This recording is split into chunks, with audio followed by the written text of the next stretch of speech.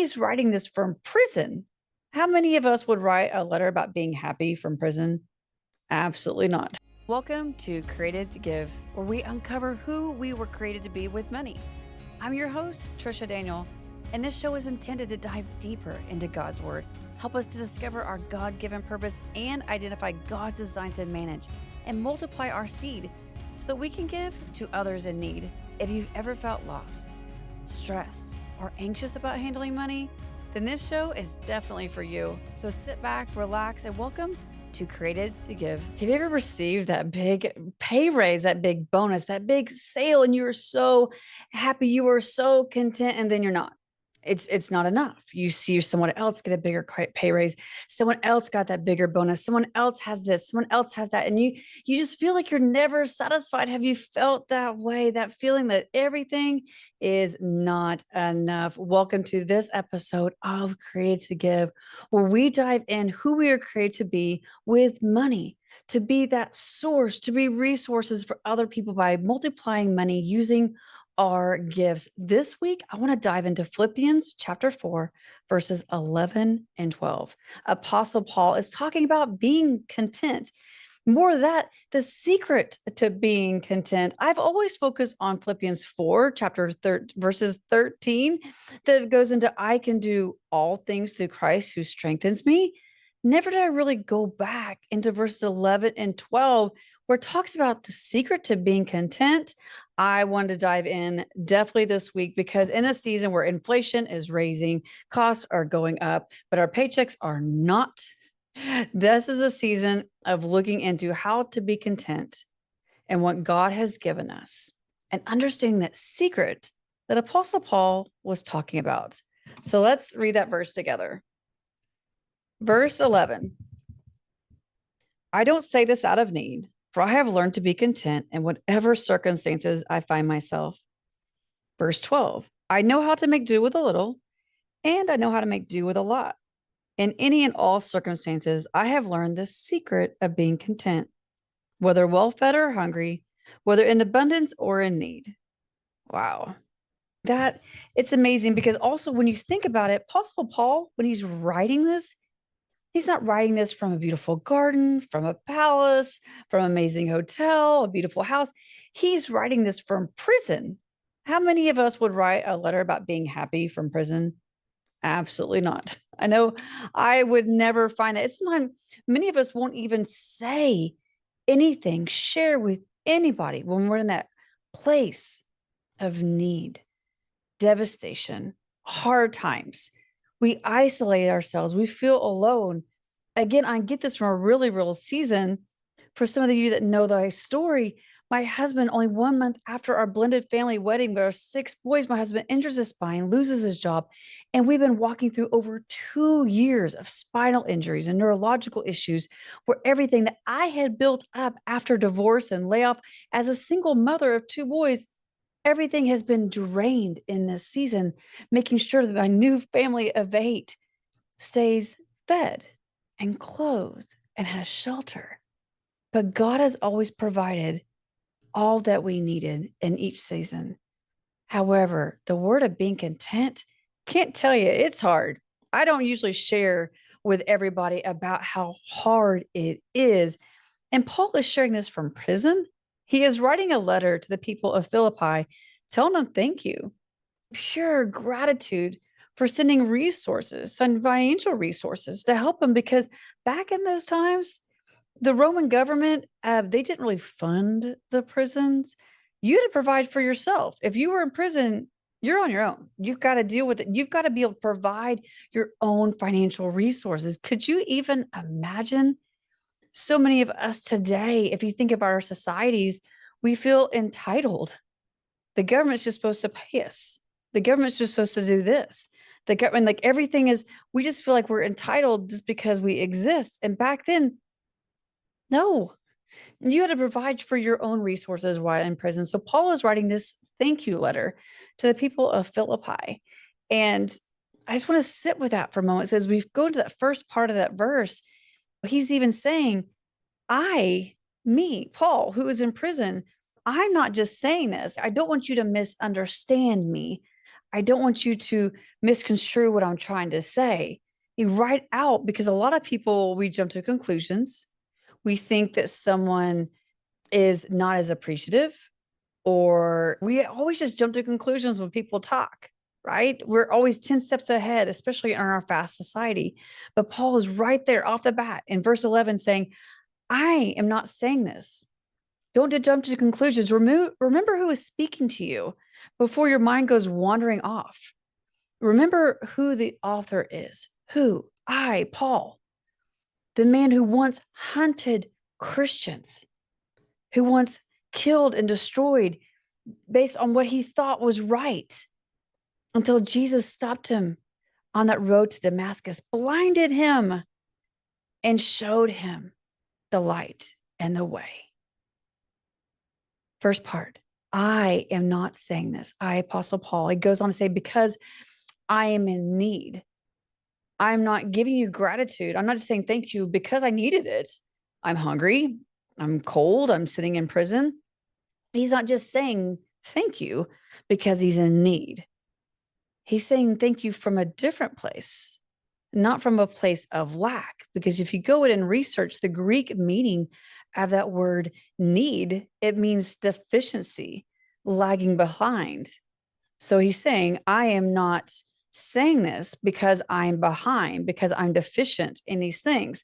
I want to let you know something super important. He goes on to say, for I have learned to be content in whatever the circumstances. So whether lagging behind, in need and want, or whether having everything he's set up, he's good. His bank account, his financial needs are taken care of. I'm saying this because whether I am lagging behind or I am fully content, it's no matter what the circumstances. But why? Who of us says that? Who of us says, no matter what, I'm good? It is, I've been starving for a week, or my bank account is full. My stepmother and I recently had a conversation of when I was in my 20s, my whole family, the family of 5, were able to fly to Hawaii using frequent flyer miles and Marriott points. We were in this beautiful hotel in Hawaii. But when we were there, it didn't seem like enough. We saw that hotel over there.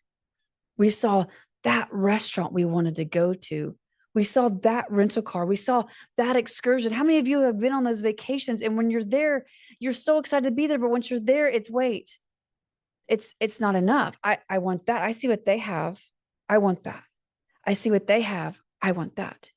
And my stepmother and I were both discussing that in that time, this beautiful vacation, this only times we have been to Hawaii, amazing it was. But in that moment, we were not content with our circumstances. It is now 20 plus years later, when my stepmother and my father are not able to travel. I have been back to Hawaii. We're looking at, wait, that was enough. God gave us a beautiful gift to go to this beautiful location. But in the present circumstances, it was not enough. How many of you can relate to looking back at the good old days, back when, and wish you would have had appreciated the circumstances right then? That is what Paul is talking about. For I have learned to be content, whatever the circumstances, possessing all things or needing nothing. That piece right there, possessing all things or needing nothing. Back when Paul was writing this in the Greeks believed in that word content as being, I've got everything I need. I do not need anything more. I'm satisfied. I have all the provisions. The bank account's full. My tummy's full. I have a roof over my head. I'm good. I am very self-sufficient. But that's not what Paul's talking about. Paul is talking about God's sufficiency, not self-sufficiency, but God's sufficiency. What he has provided, what God has provided, that God is sufficient for us, not our physical needs, but our spiritual needs, not leading into fear of not what having, but leading to our faith that he will provide. How many of us do that?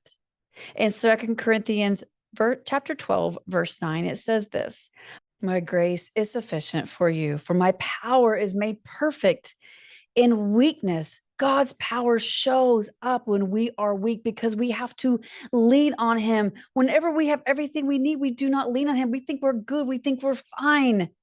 God is trying to show us that when we are weak, he is so powerful. His grace is sufficient. Let's walk into verse 12. I know what it is to be in need, and I know what it is to have plenty. Paul knows what it feels like to be lacking. Could you imagine? You are going from place to place to place, not worried. How many of it? We're always worried if we're going to have enough.